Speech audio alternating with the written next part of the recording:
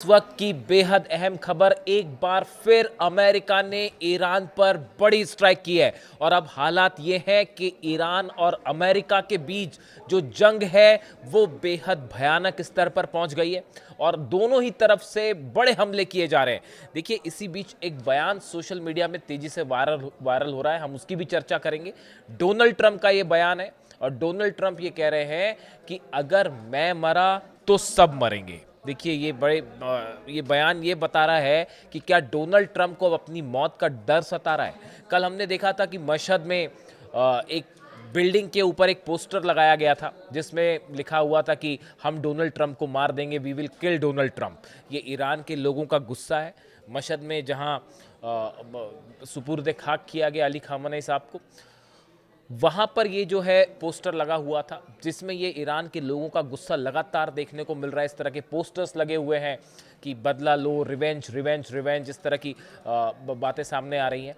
ऐसे में ये पोस्टर्स सोशल मीडिया में तेजी से वायरल हुए जिसमें लिखा था वी विल किल ट्रंप, हम ट्रंप को मार देंगे।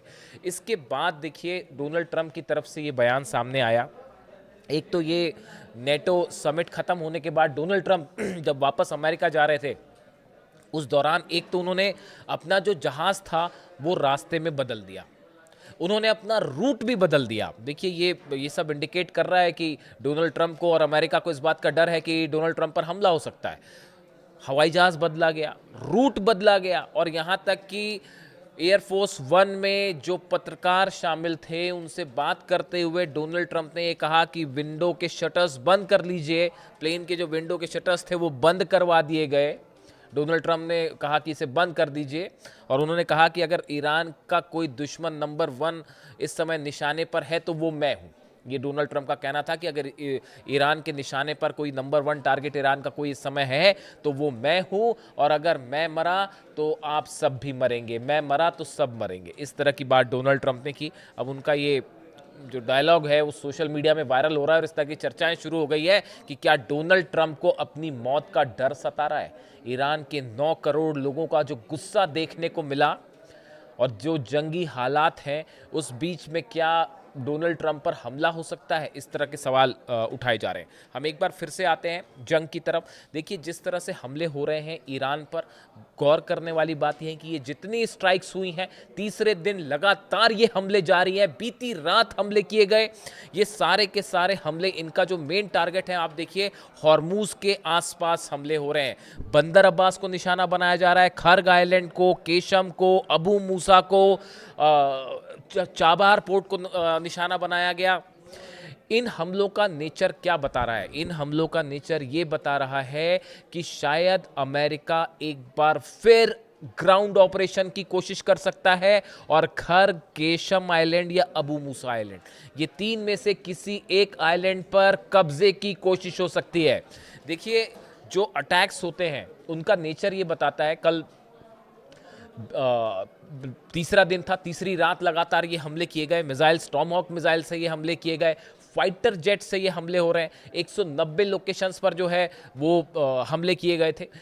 इन सब हमलों के बाद जो एनालिसिस निकल के आ रहा है, देखिए हमलों का जो नेचर होता है वो ये बताता है कि सामने वाला जो हमला कर रहा है उसकी मंशा क्या है। एक तो लगातार होर्मुज के आसपास जितने द्वीप हैं इन पर उन लोकेशंस को निशाना बनाया जा रहा है जो रडार सिस्टम्स हैं, जहां कम्युनिकेशन सिस्टम्स हैं, जो कि अगर ग्राउंड ऑपरेशन होता है तो ऐसे समय में ईरान की सेना का आपसी संपर्क ना हो, तालमेल ना हो सके, रडार सिस्टम तबाह हो, इसको लेकर टारगेट करके ये अटैक हो रहे हैं, जो इस ओर इशारा कर रहे हैं कि एक बड़ा ग्राउंड ऑपरेशन हो सकता है। हॉर्मुज में नया अरब सागर के पास नया एयरक्राफ्ट कैरियर, एक और एयरक्राफ्ट कैरियर भेज दिया गया है। इसके साथ ही रिफ्यूलिंग टैंक्स जो हैं वो हॉर्मुज के ऊपर लगातार उड़ान भर रहे हैं ताकि अगर प्लेन से जो अटैक हो रहे हैं उनको हवा में रिफ्यूलिंग की जाए। बड़ी संख्या में F-35 जेट्स की तैनाती की गई है। कई अरब देशों के बेसिस पर F-35 का मूवमेंट एक बार फिर देखने को मिल रहा है और यही वजह है कि ईरान की तरफ से बड़े हमले जारी हैं। बहरीन में 5वें बेड़े के हेडक्वार्टर को जबरदस्त नुकसान पहुंचा है। जो खबरें हैं उसके मुताबिक जुफैर और शेख ईसा बेस पूरी तरह से तबाह है। इसका रनवे तबाह है, यहाँ पर खड़े कई प्लेन्स को नुकसान हुआ है और बताया जा रहा है कि 4 मिसाइल्स डायरेक्ट 4 खैबर मिसाइल्स ने हिट किया है 5वें बेड़े के हेडक्वार्टर को। और ये जो 2 बेसेस हैं जुफैर और शेख ईसा बेस, ये तबाह हो गए, इनके रनवेज तबाह हो गए। इस तरह की जो है वो खबरें आ रही हैं। ये बहरीन की बात है। अगर आप कुवैत की बात करें तो आरिफ जान और अली अल सलेम बे में अली अल सलेम बेस पर बड़ा नुकसान हुआ है, बड़े नुकसान की खबरें हैं। पेट्रियट सिस्टम तबाह हो गया है। ये बड़ी गौर करने वाली बात है। कुवैत में ये जो दोनों बेसेस हैं, आरिफ जान ले लीजिए, अली अल सलेम बेस जो है, इसकी रक्षा के लिए पेट्रियट सिस्टम तैनात किया गया था, अमेरिका का एंटी मिसाइल सिस्टम तैनात किया गया था। उसके ऊपर मिसाइल्स गिरी हैं और वो पूरा का पूरा सिस्टम तबाह हो गया। एक बार फिर ये बात साबित हुई है कि अमेरिका के डिफेंस सिस्टम ईरान की मिसाइल्स को नहीं रोक सकते। ये बात एक बार फिर निकल के सामने आ गई है। इसके अलावा आप देखिए कतर में लगातार हमले जारी हैं। कतर में कई जगह जो है वो सायरन बज रहे हैं और मिसाइल और ड्रोन अटैक की खबरें।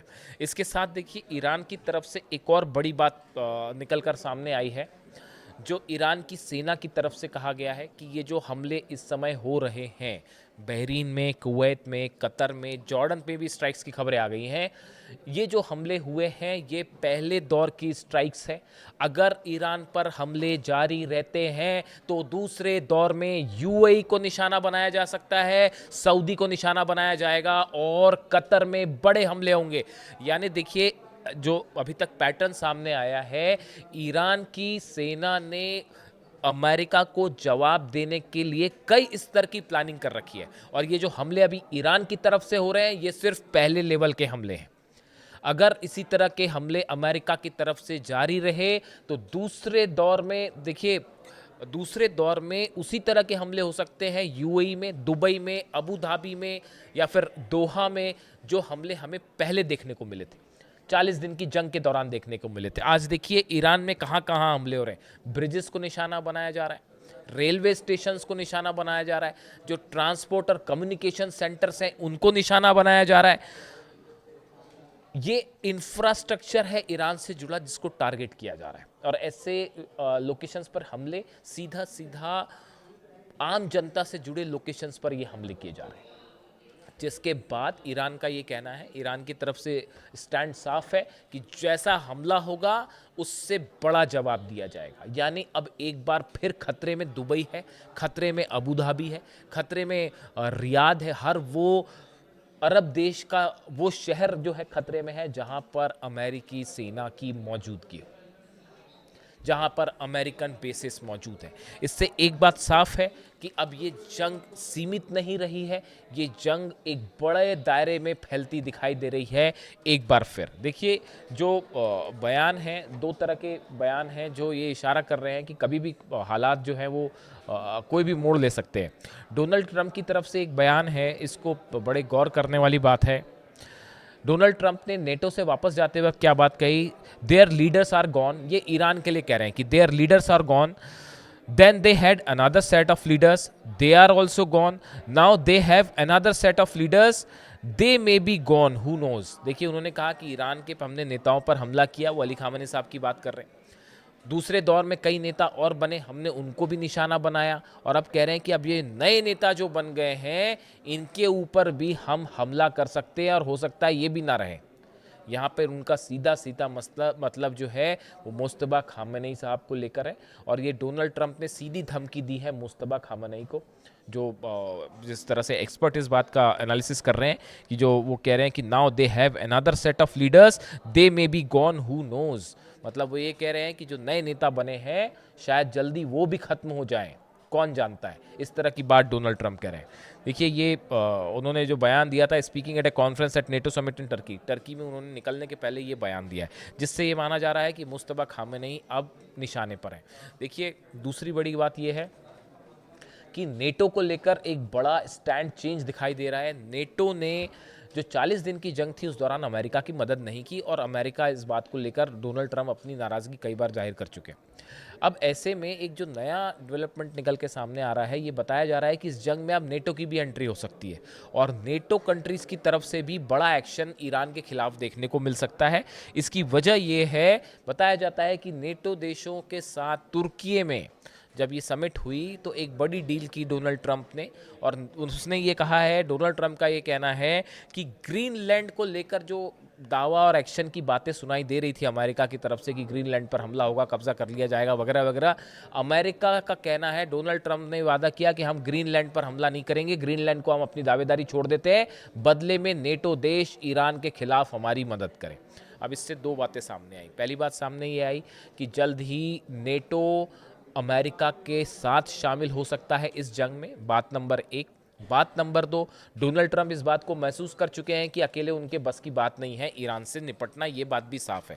डोनाल्ड ट्रंप एक ऐसी हालत में फंसे हुए हैं जो एक्सपर्ट बता रहे हैं कि जहां पर हमला करते हैं तो ईरान को देखिए हराया नहीं जा सकता, ये बात साफ हो चुकी है कि ईरान पर आप कितना ही बम्बार्डमेंट कर लें, कितनी ही एयर स्ट्राइक कर लें, एयर स्ट्राइक करने से अगर ईरान का कुछ बिगड़ रहा होता, ईरान हार रहा होता तो 40 दिन के अंदर हो चुका होता। लेकिन अब ऐसा नहीं है। इस सूरत में बिना बूट्स ऑन द ग्राउंड्स कहते हैं जिसे, कि जब तक अमेरिका अपनी सेना ग्राउंड पर नहीं भेजेगा तब तक आप किसी भी तरह का कोई बड़ी सफलता ईरान में हासिल नहीं कर सकते। अब जब ईरान की सेना कह रही कि we are waiting for you, हम आपका इंतजार कर रहे हैं, आप हिम्मत करिए, खर्ग में अपने सैनिक उतार के देख लीजिए, चाहे अबू मूसा पर उतार के देख लीजिए, चाहे बंदर अब्बास में, या जहाँ पे भी अमेरिका के सैनिकों ने एक भी कदम रखा तो उसका नतीजा ये होगा कि एक भी सैनिक को वापस नहीं जाने दिया जाएगा। इस सूरत में क्या किसी तरह के बड़े ग्राउंड ऑपरेशन की प्लानिंग है डोनाल्ड ट्रंप की, और क्या अगर ये ऑपरेशन होता है तो ये अमेरिका के मिलिट्री इतिहास की सबसे बड़ी गलती और भूल साबित होने जा रहा है? क्या बड़ी संख्या में अमेरिकन सोल्जर्स की कैजुअलिटी हो सकती है? इस तरह की तमाम बातें सामने आ रही हैं। दूसरी तरफ देखिए, एक और अहम खबर ये है, ये बड़ा डेवलपमेंट था जिसके ऊपर मेरी नज़र थी, मैंने जब तक इससे पुख्ता जानकारी नहीं आई तब तक ऐसे मैटर में बोलना ठीक नहीं होता है। बुशर में बड़े हमले हुए कल। बुशर वो जगह है ईरान की जहां पर रूस की मदद से न्यूक्लियर पावर स्टेशन चलता है। यहाँ पर कई रशियन साइंटिस्ट मौजूद हैं और जो खबरें आई, देखिए सीधा मिसाइल ने हिट किया वहाँ पर। लेकिन अच्छी बात ये रही कि जो बुशर का न्यूक्लियर प्लांट है उसके कोर एरिया पर ये मिसाइल सीधी नहीं गिरी, मिसाइल थोड़े करीब गिरी है और उसके जो छर्रे होते हैं, जो पार्ट्स होते हैं, शार्पनेल्स होते हैं, वो उछल के इसके कोर एरिया की बिल्डिंग पर हिट हुए। यानी कोर एरिया हिट हुआ है लेकिन वो शार्पनेल से जो पदार्थ निकलते हैं मिसाइल के फटने के बाद उसने हिट किया, सीधा मिसाइल ने कोर एरिया को हिट नहीं किया। अगर कोर एरिया पर किसी तरह का कोई भी अटैक होता है तो इससे भयंकर रेडिएशन हो सकता है पूरे अरब पे, पूरे अरब देशों में, और यहां से ये जंग के हालात बदल जाएंगे, सूरत बदल जाएगी। दूसरी तरफ इजराइल की तरफ से एक बड़ा प्लान तैयार है कि ईरान पर किस तरह से कहां हमले किए जाएंगे आने वाले दिनों में, और एक केमिकल वेपन की भी बार बार चर्चा हो रही है। देखिए ये बड़ा ऐसा मैंने कई जगह देखी सोशल मीडिया में इस तरह की खबरें, दोनों तरह से इसके अंदेशा लगाया जा रहा है कि क्या इस तरह के दावे हो रहे हैं कि ईरान के पास केमिकल वेपन है। नेतन्याहू खुद इस तरह के दावे कर रहे हैं कि केमिकल वेपन है ईरान के पास और ईरान उससे हमला कर सकता है। यानी सद्दाम हुसैन पर जिस तरह से आरोप लगाए गए इराक पे कि वेपन ऑफ मास डिस्ट्रक्शन है और ये बोल के हमले किए गए, वैसा ही ग्राउंड ईरान के खिलाफ भी तैयार किया जा रहा है। लेकिन हालांकि ये इतना आसान नहीं है ईरान के खिलाफ ऑपरेशन करना, लेकिन फिर भी इस तरह की भूमिकाएं बनाई जा रही हैं, जिसके बाद ये सवाल उठ रहे हैं कि क्या अब इस जंग में किसी तरह के कोई बड़े घातक हथियार की एंट्री होती दिखाई दे रही है, चाहे किसी भी की तरफ से हो, लेकिन क्या किसी तरह के केमिकल वेपन्स इस्तेमाल होने जा रहे हैं? ये ऐसे सवाल हैं जो पूरे अरब को एक बड़ी आग में झुलस सकते हैं, और इसका नतीजा क्या होगा ये कोई नहीं जानता। फिलहाल हालात ये हैं, ईरान की तरफ से खैबर मिसाइल्स दागी जा रही हैं, शाहिद 136 ड्रोन्स दागे जा रहे हैं, और लेवल 2 देखिए, लेवल 1 के हमले ईरान की तरफ से हो चुके हैं, और अमेरिका के उन लोकेशंस पर हमले हैं जो अमेरिका की सेना के इंफ्रास्ट्रक्चर से जुड़े हमले। लेकिन अभी कोर एरियाज अरब देशों के अगर उन पर हमले शुरू हो जाते हैं तो इसका नतीजा क्या होगा? क्या जंग में यूएई की एंट्री होगी? कतर और सऊदी जैसे जो देश हैं, क्या इनकी भी एंट्री हो सकती है? ये वो तमाम सवाल है जिसका इंतज़ार करना होगा।